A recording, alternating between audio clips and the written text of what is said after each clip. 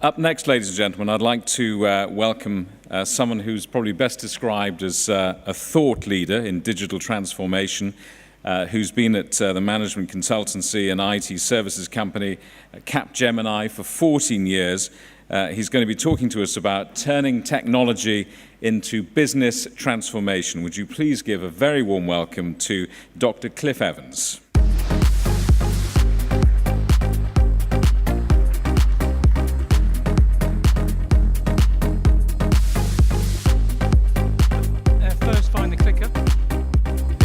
So, good afternoon. I'm going to talk about some research we've carried out over the last 4 years with the MIT on what makes digital mastery for large organizations.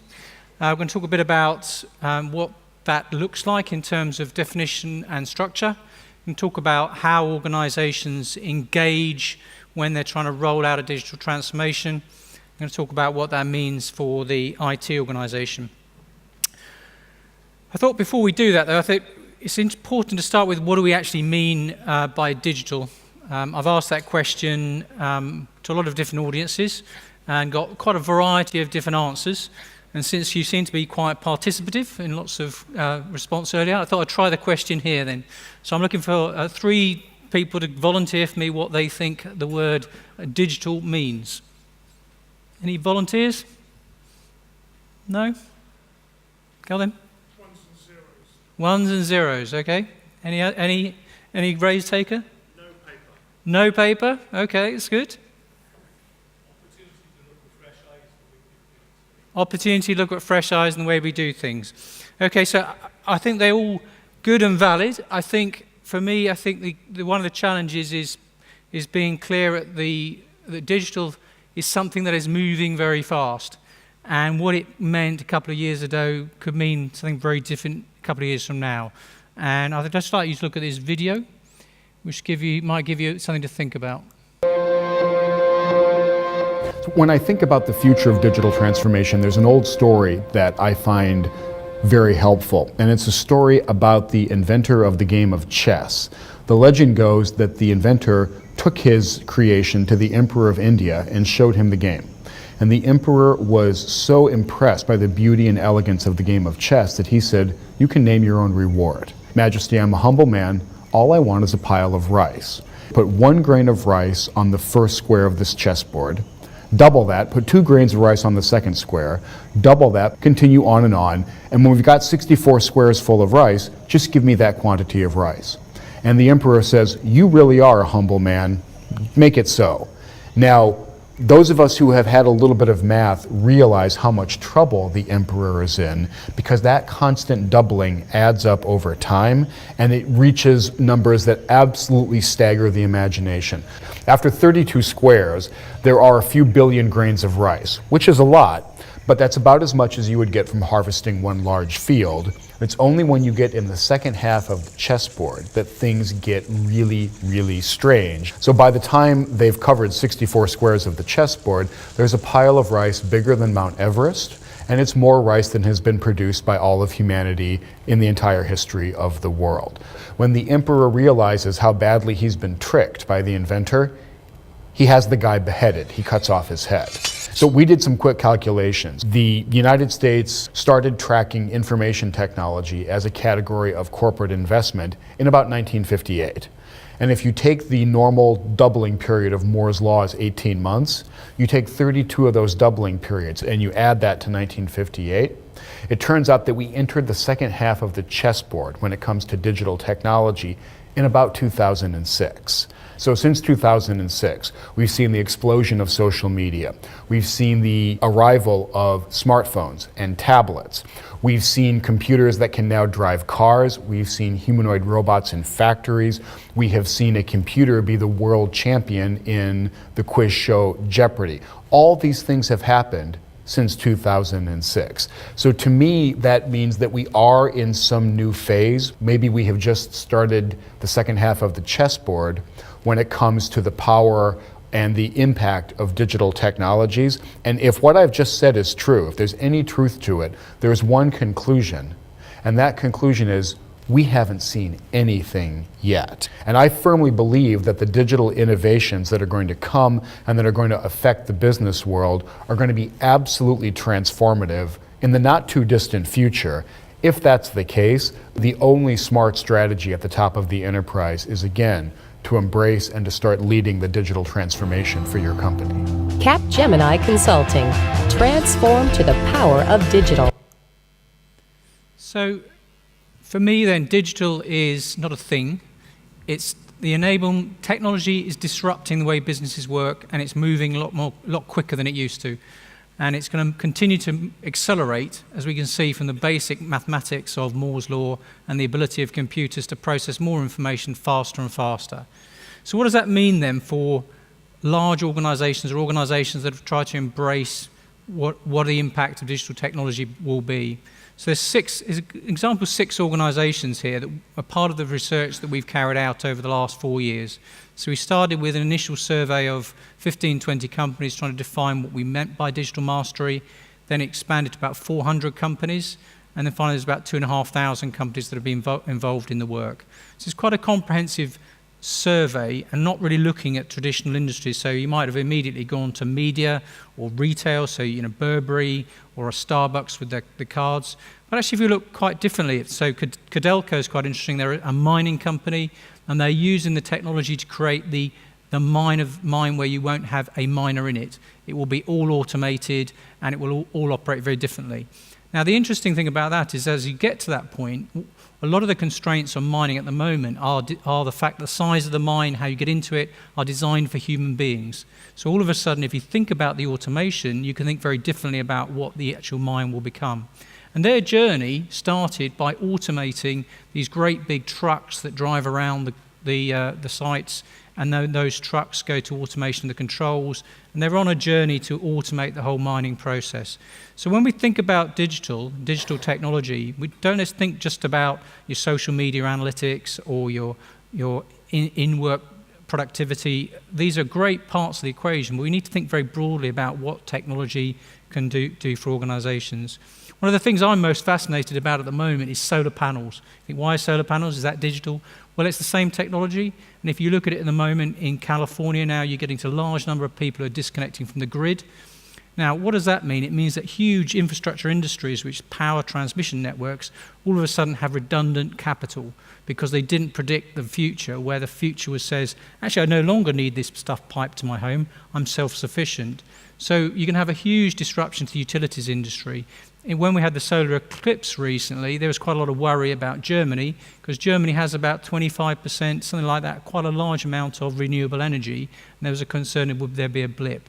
So this is not just for your hot local climates. Germany is quite high in solar power. So think very broadly about what we mean by digital technology when we're thinking about transformation.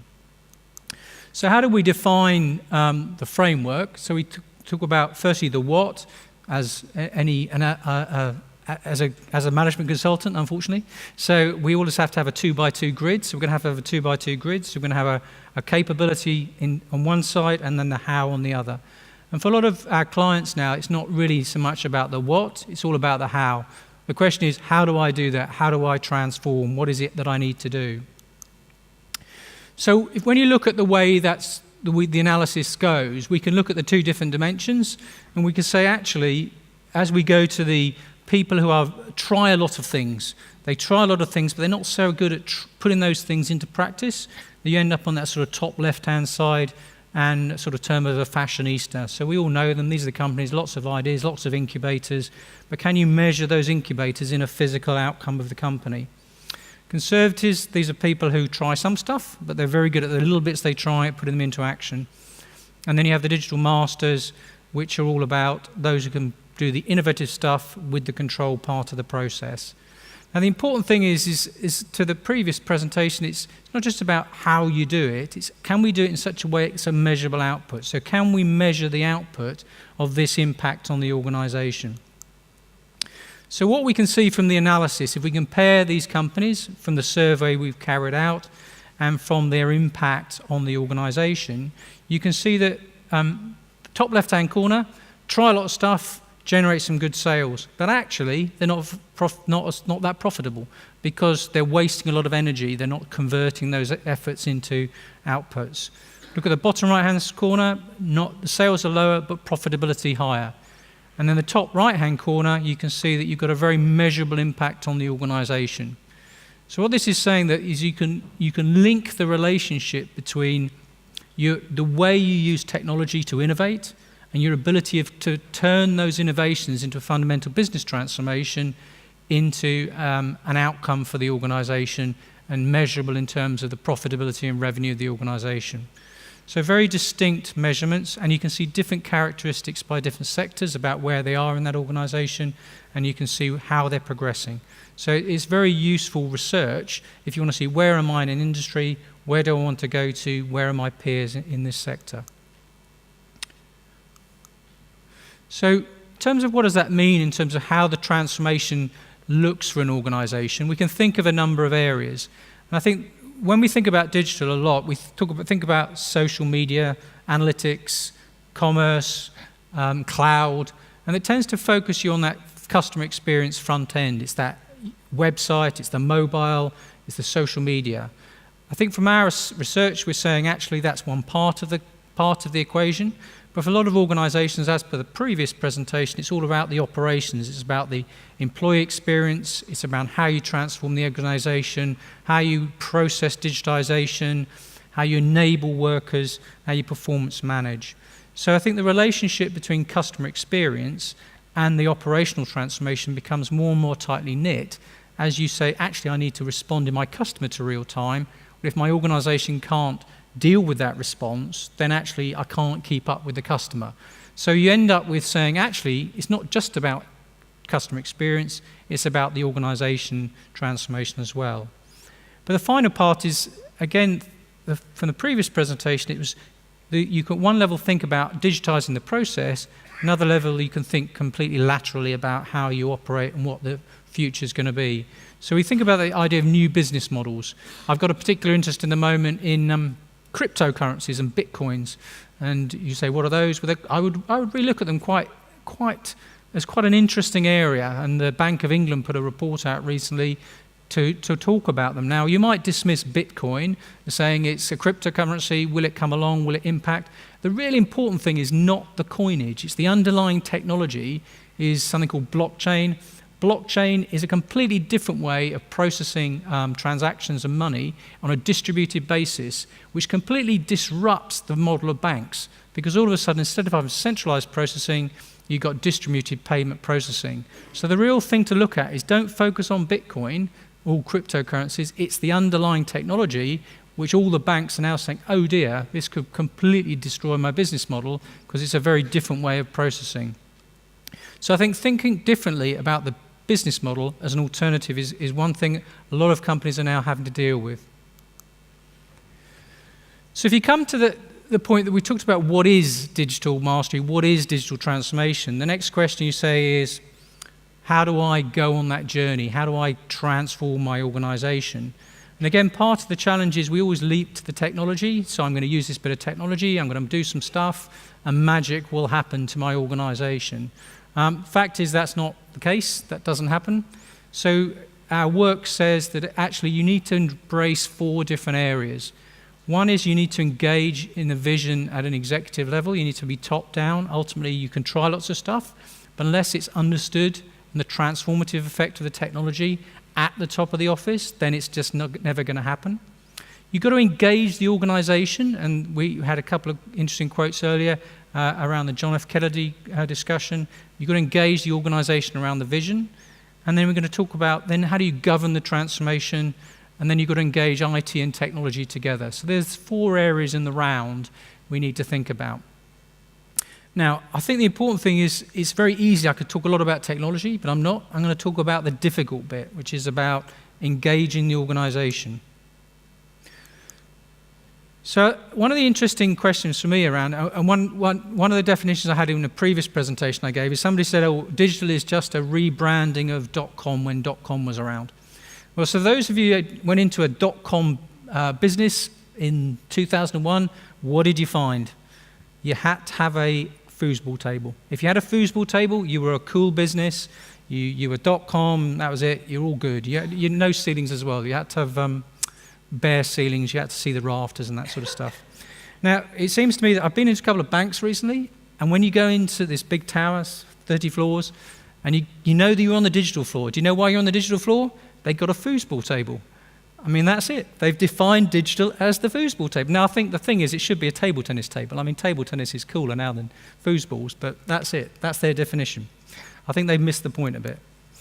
So the next idea is, I'll employ lots of millennials, lots of Gen X, Gen Y people, and magic will happen. You know, we'll get all these sorts of things and all sorts of stuff will happen.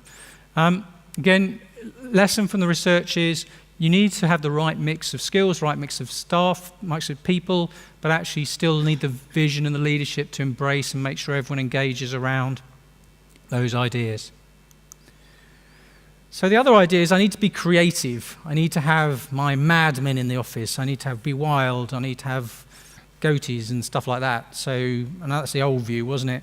I think this is the way you look now. So you have to have the cool dudes, all from San Francisco. They've got to be hanging around, and all magic's going to happen. Again, you can't change everyone overnight, so it's not going to happen. So it might work for a startup, but if you're a large organization, you can't suddenly, by putting a few people badly dressed in the office, magic's not going to happen. So I come to the idea of a cookie. So why a cookie? Because I think it embodies to me what this is all about. This is actually, so the good example is Super Bowl. And I'm sure a number of you know this story. So Super Bowl lights go out a couple of years ago, and Oreos, somebody puts a social media piece out saying, actually, now's the time to dunk your Oreos.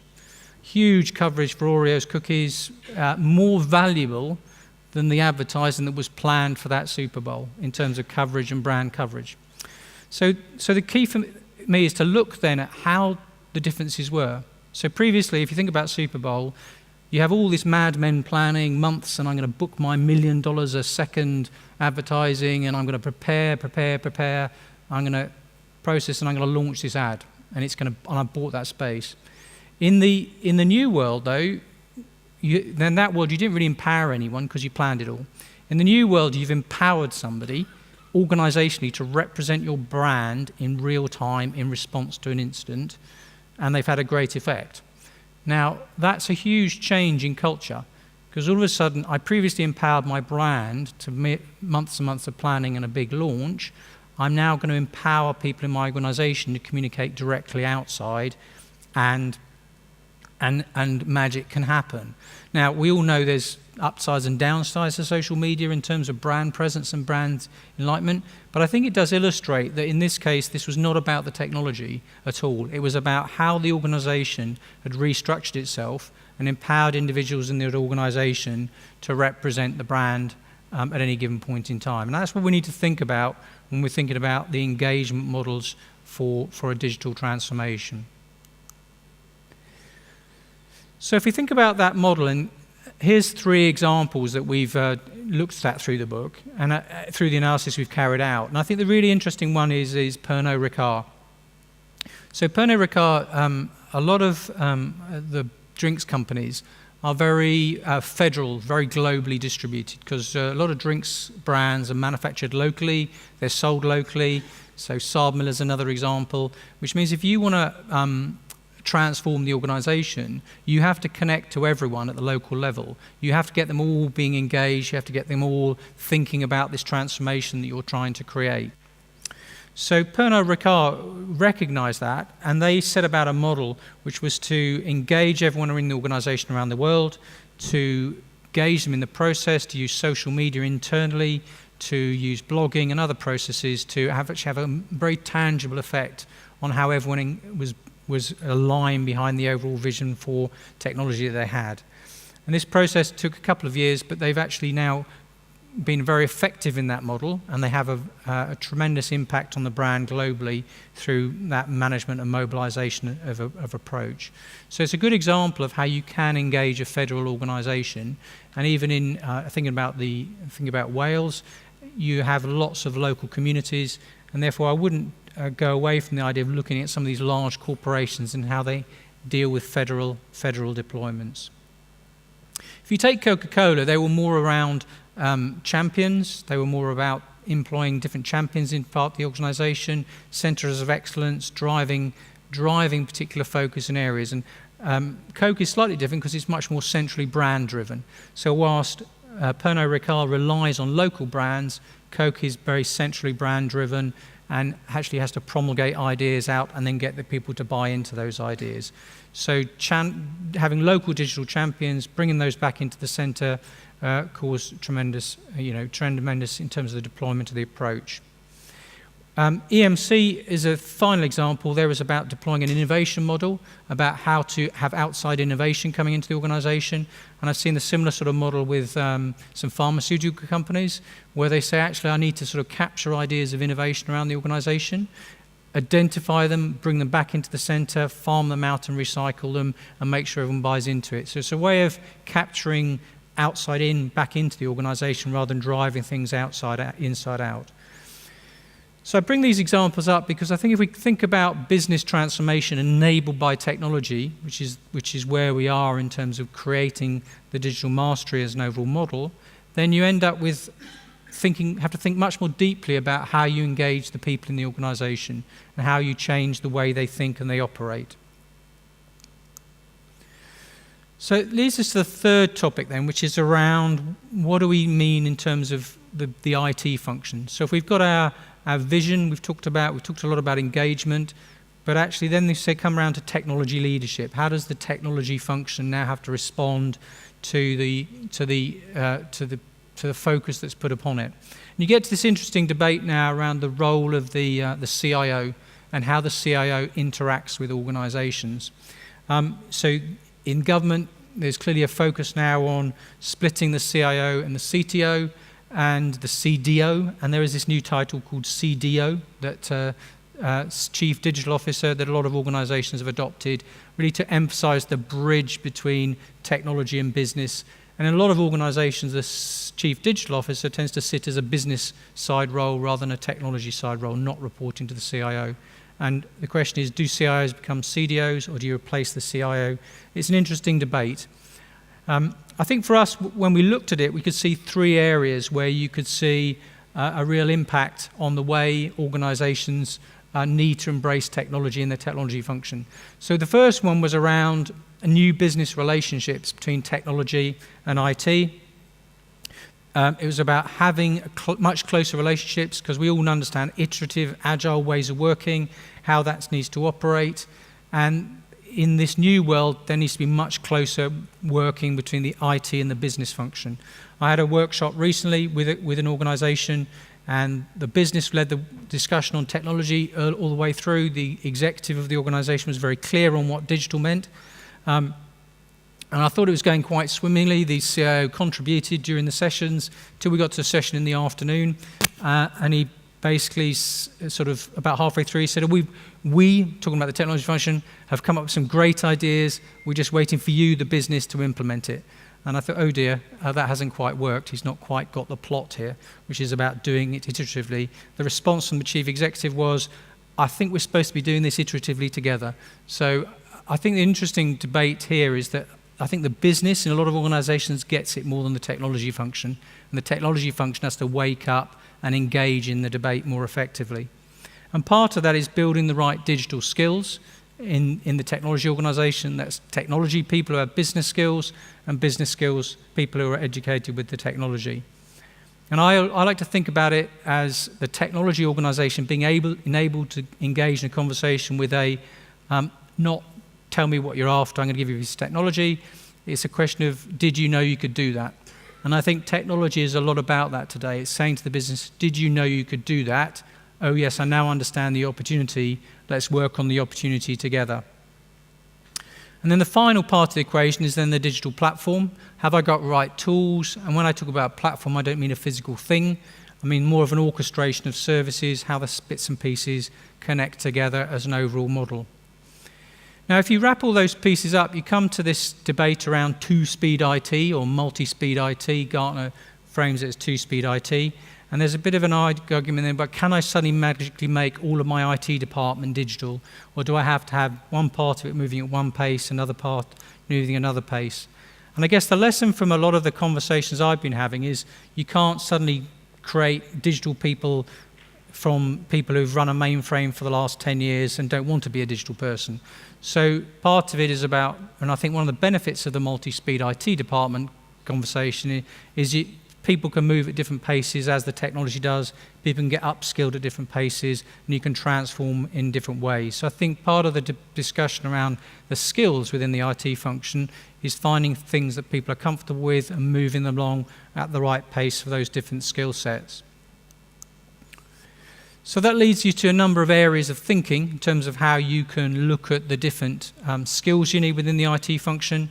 It's about, I think the idea of ecosystem partnerships works well, and there's a number of sessions here talking about SMEs, how you engage different organizations, how you bring different ideas into the debate. So I think the use of ecosystems is an important part of a new world for IT functions. It's about using different recruitment methods, employing people from different backgrounds in different areas.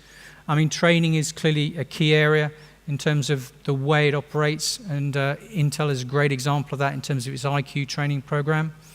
And then finally about incubating, there is having the incubator model, having people who try stuff, how you promulgate the trying stuff around organizations becomes quite a part of the debate in terms of how you operate. I think the important thing though is that for a lot of IT functions, one forgets this is a core plank of the piece. One worries again about the technology, about the frameworks, about the architectures, about the infrastructure, about the choice of platforms, about the use of cloud.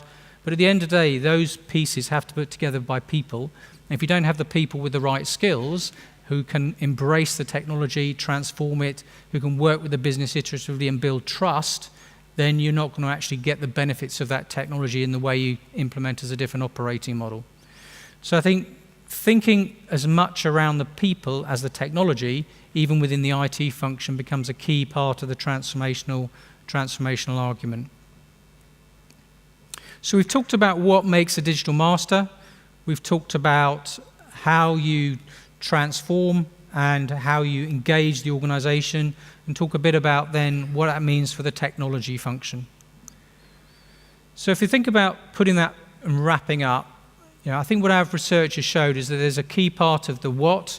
What does it mean? What does digital transformation mean? It's about putting the consumers at the heart, but it's not just about the customer experience. It's about the value chain. It's about the digital operations as much as the customer experience. It's about underpinning it with data. Data becomes a thing that enables you to drive the transformation, both internally and externally. And also it's about bringing ideas from outside the organization as well as from inside the organization. So it's not just about driving innovation internally. The how is going to be about, has to be led from the top. You need to have the right governance framework. But more importantly, from those two, I think, is a bit that we all forget. It's about engaging the organization behind the vision and the governance. You can have a great vision, great governance, but unless you engage the organization behind the ideas, and that, if anything, is the really soft, difficult bit that you have to try and get right. And then you need to try experimenting and scaling. So we need to move to a test and learn environment. We need to be able to scale then quickly once you've created that innovation. And you need to be able to connect people together, between the two, and have the right capabilities. So I think hopefully we've looked at that what and the how together. It's made you think about what does that mean for my organization, but more importantly, what are the skills I need to create a digital transformation. That's it. Thank you.